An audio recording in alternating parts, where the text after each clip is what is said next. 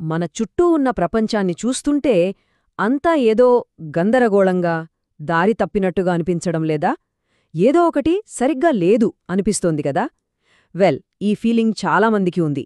అందుకే ఈరోజు మనం దీని వెనుక ఉన్న ఒక ఆసక్తికరమైన వివరణను చూద్దాం. అసలు మన ప్రపంచం ఎందుకు ఇలా సమతుల్యత కోల్పోయిందో అర్థం చేసుకునే ప్రయత్నం చేద్దాం. ఈ చిత్రాన్ని చూడండి. ఇది మన ప్రస్తుత ప్రపంచ పరిస్థితికి అద్దం పడుతున్నట్టు లేదు? ఎక్కడ చూసినా దురాశ, హింస, కాలుష్యం. మన ప్రపంచం ఒక పెద్ద సంక్షోభంలో చిక్కుకున్నట్టు చాలా స్పష్టంగా కనిపిస్తోంది. ఇది కేవలం ఒక చిత్రం కాదు, మనలో చాలామంది అనుభవిస్తున్న ఒక వాస్తవం. అయితే అసలు ప్రశ్న ఇదే: ఎందుకు ఇలా జరుగుతోంది? మన ప్రపంచం ఎందుకింత అస్తవ్యస్తంగా, అసమతుల్యంగా తయారైంది?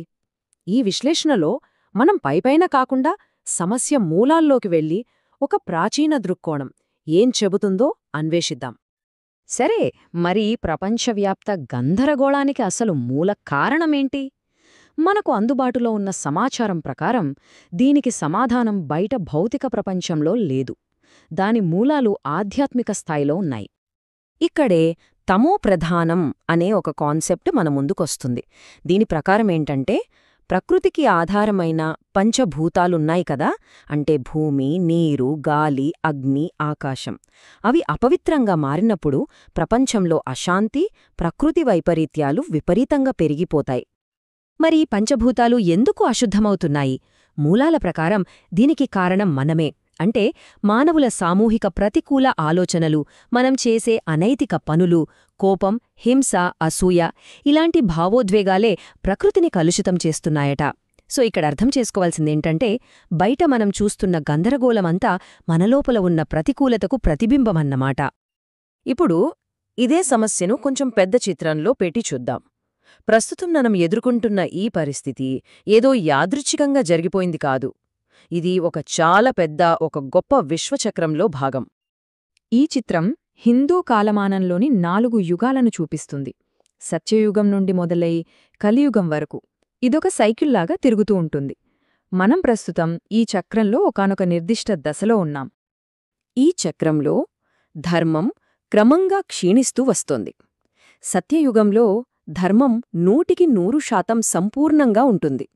ఆ తర్వాత త్రేతా, ద్వాపర యుగాల గుండా ప్రయాణిస్తూ మనం ప్రస్తుతం ఉన్న కలియుగానికి వచ్చేసరికి ధర్మం అత్యల్ప స్థాయికి పడిపోతుంది. అందుకే దీన్ని చీకటి యుగం అని కూడా పిలుస్తారు. ఇక్కడే అసలు విషయముంది. కొంచెం ఆసక్తికరంగా, అలాగే కాస్త గందరగోళంగా అనిపించే ఒక వైరుధ్యం మన ముందుకొస్తుంది. ఈ చీకటి యుగం యొక్క కాలపరిమితిని చూస్తే నిజంగా ఆశ్చర్యం కలుగుతుంది. 4వ శతాబ్దానికి చెందిన గొప్ప ఖగోళ శాస్త్రవేత్త ఆర్యభట్ట ప్రకారం కలియుగం క్రీస్తుపూర్వం 3102లో మొదలైంది. అంటే మనం ఇప్పటికే ఈ యుగంలో దాదాపు 5000 సంవత్సరాలు గడిపేశామన్నమాట.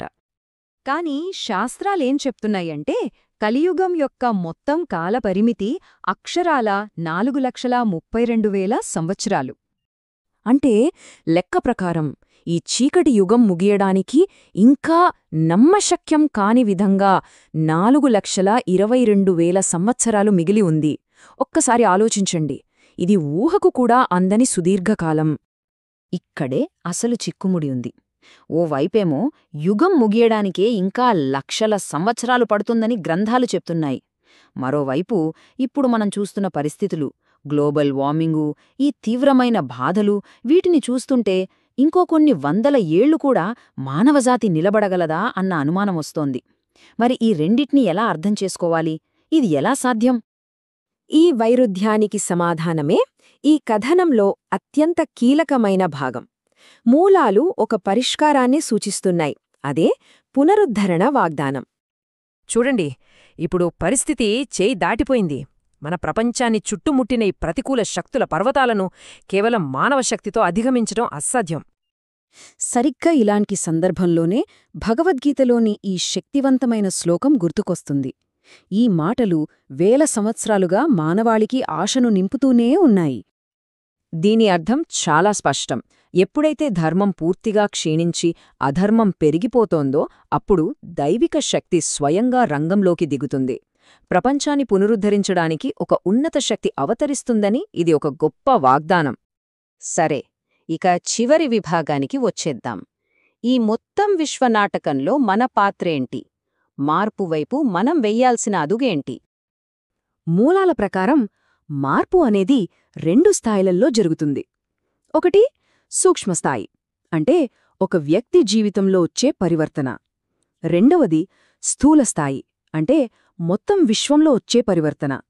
ఈ 2 వేరువేరు కాదు, ఒకదానితో ఒకటి ముడిపడి ఉన్నాయి.